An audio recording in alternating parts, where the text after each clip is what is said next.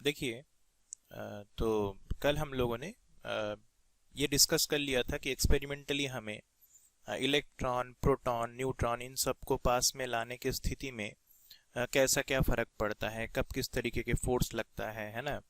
हम एक्सपेक्ट कर रहे थे हर वक्त अट्रैक्टिव फोर्स का, पर सिचुएशन हमें अलग भी देखने को मिला।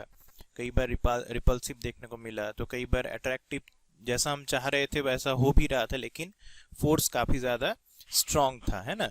तो हमें अलग अलग सिनेरियो हमें फेस करनी पड़ी। तो इन सब के कंक्लूजन क्या निकला कि इलेक्ट्रॉन, प्रोटॉन, न्यूट्रॉन इन सब के पास एक स्पेशल, न्यूट्रॉन के पास नहीं, इलेक्ट्रॉन एंड प्रोटॉन के पास एक स्पेशल कैरेक्टरिस्टिक्स है जिसके दम पे वो ये इलेक्ट्रिक फोर्स को जनरेट करता है। और इस कैरेक्टरिस्टिक्स को क्या नाम दिया गया? चार्ज, है ना। और ये भी आपको बता दिया कि एक्सपेरिमेंटल कंडीशन से हमें ये समझ में आया कि जिस तरीके के कैरेक्टरिस्टिक्स इलेक्ट्रॉन के पास है उससे कुछ हिसाब से थोड़ा सा अलग प्रोटॉन के पास है ना। इसलिए हमने बाइनरी सिस्टम को डिजाइन किया और ये कहा कि चलो इलेक्ट्रॉन के पास भी वो सेम कैरेक्टरिस्टिक्स है जो कि प्रोटॉन के पास है, लेकिन इनमें फिर भी थोड़ा सा डिफरेंसेस है। और इस डिफरेंस को हम मेंशन करने के लिए क्या तरीका ढूंढा? बोल दिया इलेक्ट्रॉन के ऊपर पॉजिटिव चार्ज है एंड न्यूट्रॉन के पास, इलेक्ट्रॉन के पास नेगेटिव चार्ज है और प्रोटॉन के पास पॉजिटिव चार्ज है। और न्यूट्रॉन के पास किसी भी किस्म का चार्ज नहीं है, ये इलेक्ट्रिकली न्यूट्रल है, ठीक है ना। क्लियर? अब यहां से तैयार होता है एक कंसेप्ट जिसको हम बोलते हैं चार्ज के प्रॉपर्टीज के बारे में एक्चुअली में। तो चार्ज की जो प्रॉपर्टी है वो कुछ चीजों को फॉलो करता है ना। वो चीजें क्या क्या है? जैसा कि आप देख पा रहे हैं कि जो बेसिक जो प्रॉपर्टी है चार्ज के पास, वो ये तीन कैरेक्टरिस्टिक्स हैं। पहला, एक तो एडिटिविटी ऑफ चार्ज है ना। एडिटिविटी ऑफ चार्ज का मतलब समझ रहे हो क्या है? कि मतलब अगर एक सिस्टम है मान लो जिसमें कई सारे इलेक्ट्रॉन हैं, कई सारे प्रोटॉन हैं, कई सारे न्यूट्रॉन हैं, तो हमें नेट चार्ज कैसे पता चलेगा? तो इसका जवाब बड़ा सिंपल है। आप क्या करेंगे? सबको सीधे सीधे जोड़ देंगे, तो जो आंसर आपको मिलेगा आप बोलेंगे इतना ही चार्ज उस आइसोलेटेड सिस्टम के पास है। मेरे कहने का मतलब, जैसे मान लो कि ये एक कोई बॉक्स है मान लो, है ना। इसमें मैं बोल दिया कि चलो इसमें 4 इलेक्ट्रॉन है, ठीक है। 4 क्या है? इलेक्ट्रॉन। और मान लो मैंने कह दिया कि 6 मान लो इसके पास प्रोटॉन है और मैंने कह दिया 10 इसके पास न्यूट्रॉन है, ठीक है। 4 इलेक्ट्रॉन, 6 प्रोटॉन और 10 न्यूट्रॉन। अब टोटल चार्ज कितना होगा? तो टोटल चार्ज निकालने का तरीका क्या होगा जानते हो? सिंपली आप क्या करिए, एक इलेक्ट्रॉन में कितना चार्ज होगा? माइनस ई के बराबर, ठीक है। दूसरे तो 4 इलेक्ट्रॉन मिलके कितना चार्ज हो जाएगा? -4 ई के बराबर हो जाएगा कि नहीं हो जाएगा? क्लियर? तो इलेक्ट्रॉन के ऊपर सारे इलेक्ट्रॉन मिला के चार्ज हुआ -4 ई के बराबर। प्लस प्रोटॉन के पास, एक प्रोटॉन के पास चार्ज कितना होता है सबको पता है, प्लस ई के बराबर होता है। इलेक्ट्रॉन और प्रोटॉन में कैरेक्टरिस्टिक सेम होता है, मैंने बताया था, है ना। एग्जैक्टली सेम पैरामीटर में चार्ज होता है। लेकिन कितने प्रोटॉन है बताओ? 6 प्रोटॉन आपके सिस्टम में है, तो कितना टोटल चार्ज प्रोटॉन प्रोटॉन मिला के कितना हो जाएगा? +6 ई के बराबर। प्लस न्यूट्रॉन के पास कितना चार्ज होता है? तो आप जानते हैं एक न्यूट्रॉन के पास चार्ज कितना होता है? 0। इलेक्ट्रिकली न्यूट्रल होता है, न्यूट्रॉन के पास किसी भी किस्म के चार्ज होता नहीं है। तो 10 न्यूट्रॉन अगर है तो 10 इंटू 0 तो 0 ही आएगा। टोटल कितना आएगा? -4e + 6e is equal to +2e। कितने लोग समझ गए? तो आपके जो सिस्टम था उसके पास नेट चार्ज कितना हुआ? तो वो हुआ +2e के बराबर, है ना। इस पूरे तरीके को हम क्या बोलते हैं? Additivity of charge. यानी कि ओवरऑल एक सिस्टम के पास टोटल चार्ज कितना है ये कैसे पता चलेगा? तो बड़ा सिंपल सा फंडा है। हम क्या करेंगे? जितने भी हमारे पास चार्ज पार्टिकल्स हैं उन सबको हम क्या करेंगे? जोड़ेंगे, है ना। सीधे सीधे जोड़ देंगे। जिसके पास इलेक्ट्रॉन है तो एक हर एक इलेक्ट्रॉन के पास -e चार्ज है, प्रोटॉन है तो हर एक प्रोटॉन के पास प्लस ई चार्ज है, और न्यूट्रॉन है तो उसके पास किसी भी किस्म का चार्ज नहीं है। और सीधे सीधे हम इनको क्या करते चले जाएंगे, जोड़ते चले जाएंगे। समझ गए हो सब लोग? क्लियर है लाला? पक्का? तो ये हो जाएगा आपके total charge on the system, और इसी को बोलते हैं हम एडिटिविटी ऑफ चार्ज। ठीक है, यहाँ तक कोई दिक्कत? तो मेरे ख्याल से पहला पॉइंट आपने डील कर लिया होगा, और ये काम आप पहले भी किए हो केमिस्ट्री वगैरह में, जब आप एटॉमिक स्ट्रक्चर करे होगे, है ना। आपने वो आयोनाइजेशन स्टेट वगैरह जब पढ़ा होगा तो ऐसे ही तो निकाला था कि अगर एक सोडियम के ऊपर से अगर एक इलेक्ट्रॉन चला जाए तो सोडियम के ऊपर चार्ज प्लस में आ जाएगा, नहीं आ जाएगा? क्यों प्लस में आ जाएगा? जैसे मान लो सोडियम है ना, तो एक न्यूट्रल सोडियम एटम है। सोडियम एटम न्यूट्रल होने का मतलब इसमें जितना इलेक्ट्रॉन है ना, अगर n नंबर में इलेक्ट्रॉन है तो उसके पास n नंबर पे प्रोटॉन भी होगा। तो टोटल चार्ज कितना था? 0 प्लस Ne माइनस Ne 0। तो जैसे ही इसमें से आप एक इलेक्ट्रॉन निकाल के बाहर ले जाओगे तो अब इलेक्ट्रॉन कितना हो जाएगा, कोई बताएगा? n-1 हो जाएगा, है ना। और जबकि प्रोटॉन कितना है, अभी भी n के बराबर ही है। तो टोटल चार्ज कितना हो जाएगा बताओ? प्लस E के बराबर। मेरी बात समझ में आया? क्लियर? तो इसी को बोला जाता है additivity of charge. Second, charge के बारे में जो कैरेक्टरिस्टिक्स होते हैं, प्रॉपर्टी होता है, charge is conserved. Charge is conserved ये कब के लिए लागू है? अगर हमारे पास एक आइसोलेट सिस्टम है, आइसोलेट सिस्टम मतलब समझते हो ना, जहां पे कोई नए तरीके के चार्ज पार्टिकल आ नहीं सकता, ना ही उसको छोड़ के कोई चार्ज पार्टिकल वहां से जा सकता है, पूरी तरीके से बंद सिस्टम है, तो उसमें जो टोटल चार्ज है वो क्या नहीं हो सकता, चेंज नहीं हो सकता। ठीक है ना, क्लियर है? नेट चार्ज उस सिस्टम का क्या रहेगा, हमेशा कंजर्व ही रहेगा। Am I clear? मतलब ये है कि जैसे अगर मान लो एक सिस्टम है, इसके पास मैंने कह दिया प्लस 4e चार्ज है, प्लस 4e चार्ज, और ये सिस्टम आइसोलेट है ना, तो आप कुछ भी कर लीजिए, इस सिस्टम का चार्ज चेंज नहीं होगा, टोटल चार्ज चेंज नहीं होगा। ठीक है ना। अब इसका क्या मतलब है समझना, जैसे मान लो इसके पास दो अलग अलग, एक सिस्टम के अंदर दो सिस्टम था, मान लो एक के पास मान लो +3 चार्ज था, दूसरे के पास +1 चार्ज था, तो टोटल कितना चार्ज हुआ, +4e के बराबर चार्ज हुआ। ठीक है ना। इन दोनों में ऐसा कुछ हमने किया कि पता चला कि एक के पास आ गया -1 चार्ज, पहले वाले के पास कितना चार्ज आ गया, -1। तो बाय डिफॉल्ट बताओ दूसरे के वाले के पास कितना चार्ज आ गया होगा? तो आप जवाब समझ गए होगे, +5। कितने लोग समझ रहे हो? क्योंकि तभी जाके ये +4 बनेगा, क्योंकि +5 -1 करोगे तो +4 आएगा, तभी जाके आपके चार्ज कंजर्व रह पाएगा। कितने लोग समझ गए हो? Am I clear? तो किसी भी आइसोलेट सिस्टम के पास जो नेट चार्ज होगा वो हमेशा कैसा रहेगा, कंजर्व होगा। चार्ज एक जगह से दूसरी जगह जा सकता है, ठीक है ना, लेकिन अगर सिस्टम आइसोलेट है तो सिस्टम के अंदर जो नेट चार्ज होगा उस पर कोई असर नहीं पड़ेगा। Am I clear? यहां तक कोई दिक्कत हो तो हाथ उठाओ, नहीं है ना? Very good. नेक्स्ट, इसमें जो थर्ड पॉइंट हमें जानना है वो ये है कि ये बहुत इंपॉर्टेंट भी है, क्वांटाइजेशन ऑफ चार्ज। अब क्वांटाइजेशन ऑफ चार्ज क्या होता है समझना। क्वांट जो वर्ड देख रहे हो ना, ये जो क्वांट, ये क्वांट का मतलब एक तरह से अंग्रेजी में पैकेट होता है। क्या होता है? पैकेट, है ना। अब इसका क्या मतलब है कि एक छोटा सा एग्जांपल देखो, जैसे मान लो आपके क्लासरूम है, मान लीजिए उस क्लासरूम में, जैसे आप क्लास 12th में है, मान लीजिए आप 12th मैथमेटिक्स सेक्शन के हैं, मान लेते हैं सब लोग। तो 12 मैथ्स में जो स्ट्रेंथ होगा, जो स्टूडेंट का जो संख्या होगा, नंबर होगा किसी भी क्लास में, कितने लोग एग्री करते हो, वो हमेशा पॉजिटिव इंटीजर के फॉर्म में होगा। It will be always in a form of positive integer. मतलब क्लास का स्ट्रेंथ या तो 0 होगा, कोई भी बच्चा नहीं आया, सारे लोग एब्सेंट है, संडे है मान लो, सब पूरा क्लास बंद है, कोई बच्चा नहीं है क्लास के अंदर।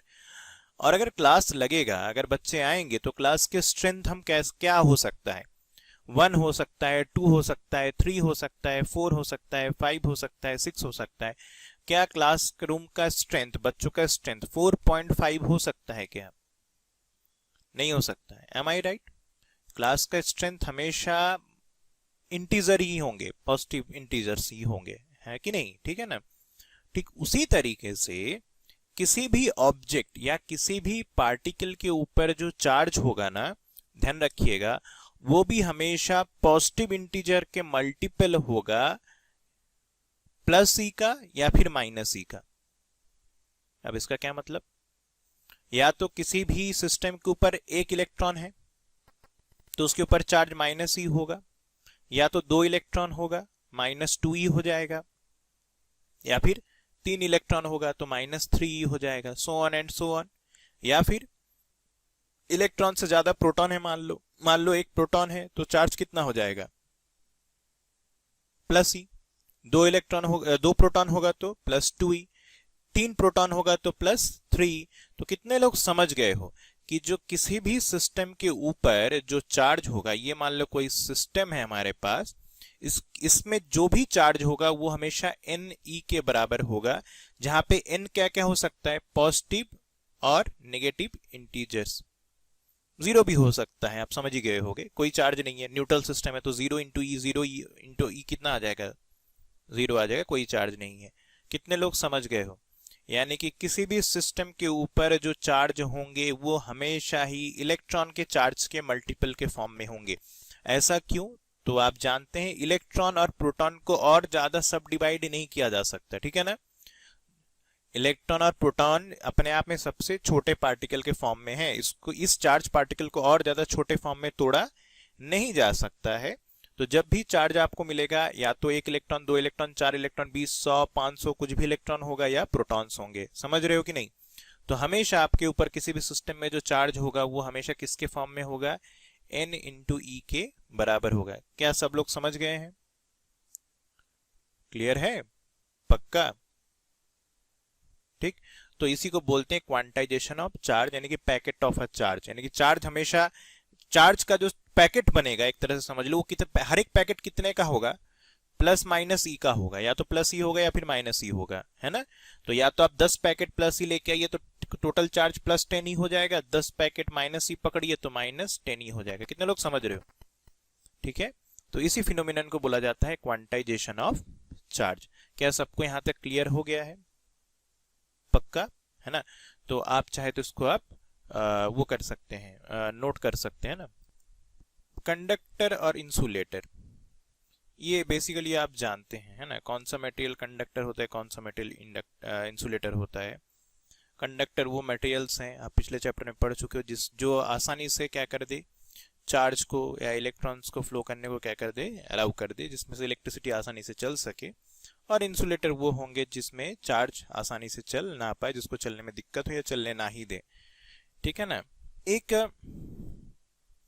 अर्थ के बारे में आपको बहुत इंपॉर्टेंट जानकारी है, वो ध्यान रखना होगा। अर्थ जो है वो हमारे लिए इनफाइनाइट नंबर ऑफ चार्ज के सोर्स है। क्या कह रहा हूं मैं, ये इनफाइनाइट नंबर ऑफ चार्ज का क्या है, सोर्स है। मतलब ये जरूरत पड़ने पर हमें जितना ज्यादा चार्ज आप इससे लेना चाहते हो, या फिर जितना ज्यादा चार्ज आप इसमें डंप करना सोचते हो, छोड़ना चाहते हो, ये अर्थ आपके लिए करके दे सकता है। मेरी बात समझ रहे हो ना, कि आप जितना ज्यादा चार्ज आप लेना चाहते हो अर्थ से, उतना चार्ज आप अर्थ से क्या कर सकते हो, ले सकते हो अपने जरूरत के हिसाब से, है ना।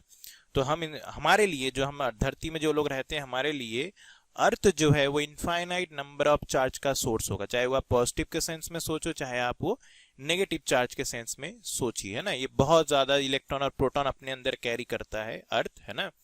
और ये हम इनफाइनाइट नंबर ऑफ चार्ज हमेशा दे सकता है जरूरत के हिसाब से। दूसरा चीज आपको यह ध्यान रखना होगा, अर्थ जो है वो हमेशा इलेक्ट्रिकली क्या होता है, न्यूट्रल होता है ना। क्योंकि इसमें इतना ज्यादा प्रोटॉन और इलेक्ट्रॉन है, अर्थ इतना बड़ा साइज का है, हर चीज प्रोटॉन और इलेक्ट्रॉन से बना है, आप समझ ही रहे हो। तो इसमें से आप अपने जरूरत भर का चार्ज ले लीजिए या फिर इसमें छोड़ दीजिए, उससे उसका टोटल चार्ज में कोई खास असर नहीं पड़ता है ना। क्लियर है, समझ रहे हो मेरी बात, उससे उसके गिनती में, चार्ज की गिनती में कोई असर नहीं पड़ेगा। तो अर्थ हमेशा इलेक्ट्रिकली न्यूट्रल बना रहता है। एम आई क्लियर, ठीक है। और यहीं से एक कंसेप्ट आता है जो क्वांटाइजेशन आपने अभी पढ़ा है, Q बराबर NE। ये चीज हमें बहुत, जब छोटे चार्ज के कैलकुलेशन करते हैं ना, तो उस समय पे हमें ध्यान रखना होता है कि हम जो चार्ज ले रहे हैं वो Ne के बराबर हमने कंसीडर किया है कि नहीं किया है ना।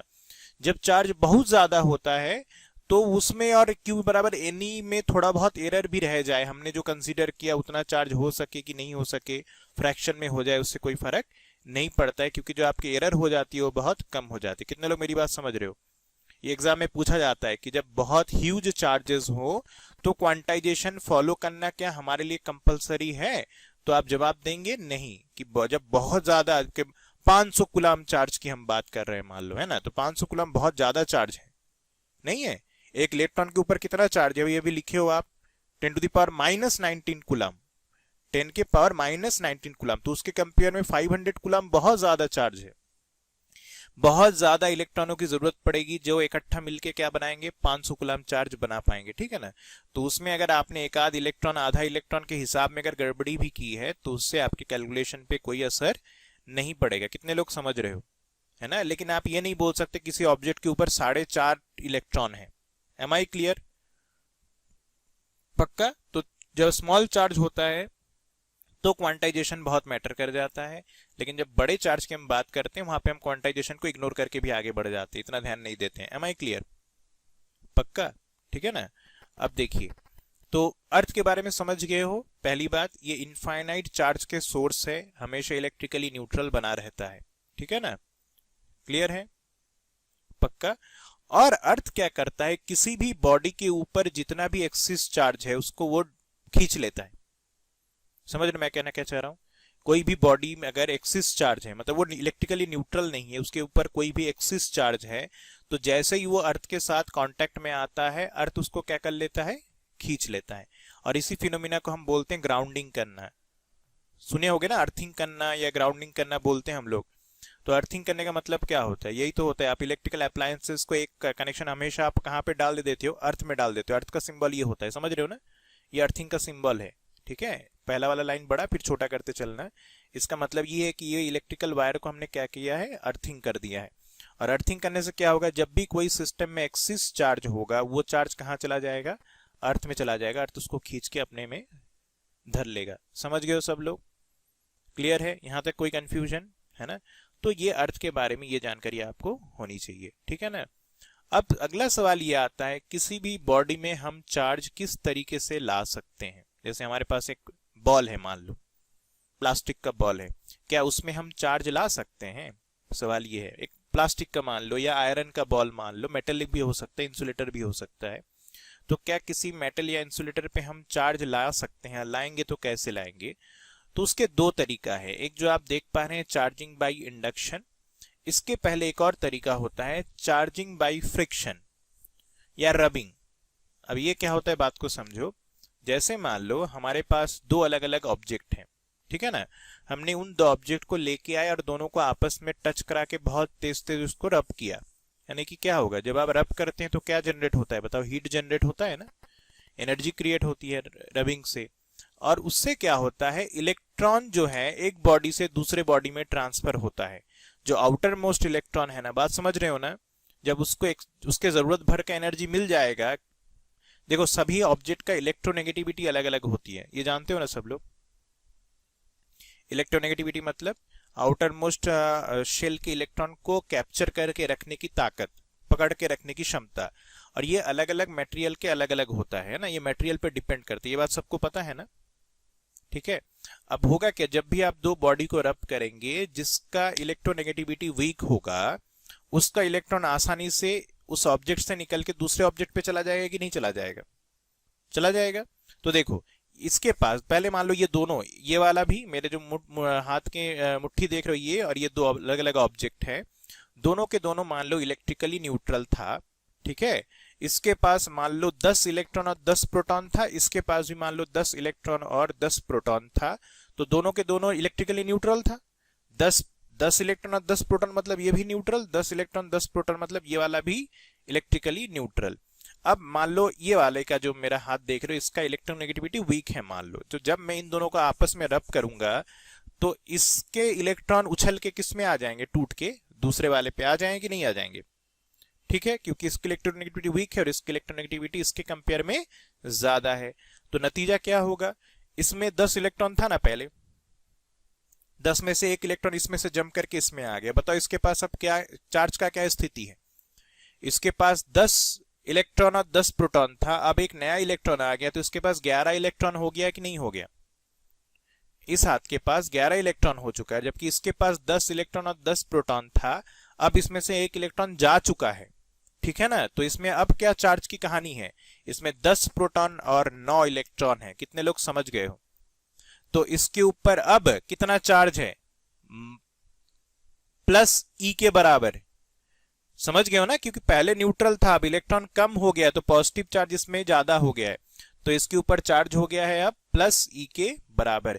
जबकि इसमें चार्ज कितना हो गया है, कौन बताएगा? माइनस ई के बराबर। पहले न्यूट्रल था, माइनस ई। तो ध्यान रखिएगा आगे से, आइंदा से, जिसमें से इलेक्ट्रॉन जाएगा, जिसमें से इलेक्ट्रॉन जाएगा उसके ऊपर कौन सा चार्ज आएगा? Positive charge. और जिस पे इलेक्ट्रॉन जाएगा उसमें क्या आएगा बताओ? Negative charge. कितने लोग समझ गए हो? पक्का? और वो कंसेप्ट देखो अभी भी लागू है जो मैंने बोला था, total charge on the system is going to be conserve. तो अभी भी सिस्टम के ऊपर चार्ज कितना है? देखो 0 है, सब मिला के अभी भी 0 है कि नहीं? इसमें प्लस ही कह रहे हो, इसमें माइनस ही कह रहे हो, तो दोनों को जोड़ दो तो 0 ही है अभी भी। समझ गए हो कि नहीं समझ गए हो? तो इस तरीके से हम चार्ज एक बॉडी से दूसरे बॉडी में ट्रांसफर कर सकते हैं। ये काम कभी आपने देखा है, आप सभी ने किया होगा, कंघी में हो जाता है। कंघी, आप कुछ देर तक अपने बालों में रब करते रहिए कंघी को, तो कुछ देर बाद उस कंघी से आप छोटे छोटे कागज के टुकड़ों को खींच सकते हैं। ये सबने बचपन में किया होगा। कंघी से हो जाता है, प्लास्टिक के पेन से भी हो जाता है। पेन को आप कुछ देर तक सर पे रब करिए और फिर देखिए कागज के टुकड़ा वो खींच सकता है। नोटिस किया है क्या बचपन में? छोटे बचपन में सब ये खेलते हैं ना। तो वो क्यों होता है? वो इलेक्ट्रिसिटी की वजह से ही हो पाता है, क्योंकि जब आप रब करते हैं बालों में तो आपके जो पेन है वो क्या हो जाता है? चार्ज अप हो जाता है, उसमें चार्ज आ जाते हैं, ठीक है ना? और जैसे ही आपके ड्राई पेपर होता है उसमें भी बहुत सारे इलेक्ट्रॉन प्रोटॉन तो होते ही हैं। तो ये आपके चार्ज जो पेन हो चुका है वो उसके चार्ज पार्टिकल को क्या करने लगता है? खींचने लगता है। और इलेक्ट्रोस्टैटिक फोर्स काफी स्ट्रांग होता है, ध्यान रखिएगा। ग्रेविटेशनल फोर्स वीक था पर इलेक्ट्रोस्टैटिक फोर्स काफी स्ट्रांग होता है। उसके बारे में हम आगे आएंगे, अभी डिस्कस करेंगे कूलम्ब्स लॉ ऑफ इलेक्ट्रोस्टैटिक में। काफी स्ट्रांग फोर्स होता है, ठीक है ना? तो वो दिखता है आपको, कहता वो पेपर ऊपर चढ़ता हुआ दिखाई देगा। देखा है ना सबने? आप करके भी देख सकते हो, ऐसा होता है। क्लियर? कई बार आपने नोटिस किया होगा कि किसी कुर्सी में बैठ गए और करंट मार रहा है, हुआ है? किसी पाइप को छू लिया है तो करंट मार रहा है, स्कूल में टैप को छू लिया है करंट मार रहा है, ऐसा होता है ना? तो ये सब इसी फ्रिक्शन की वजह से ही होता है। क्लियर है? समझ गए हो सब लोग? तो फ्रिक्शन के दम पे हम चार्ज को ले आ सकते हैं। Am I clear? तो आज का लेक्चर यहीं पे रोकते हैं, कल हम लोग डिस्कस करेंगे चार्जिंग बाय इंडक्शन का। Am I clear? पक्का? ठीक है।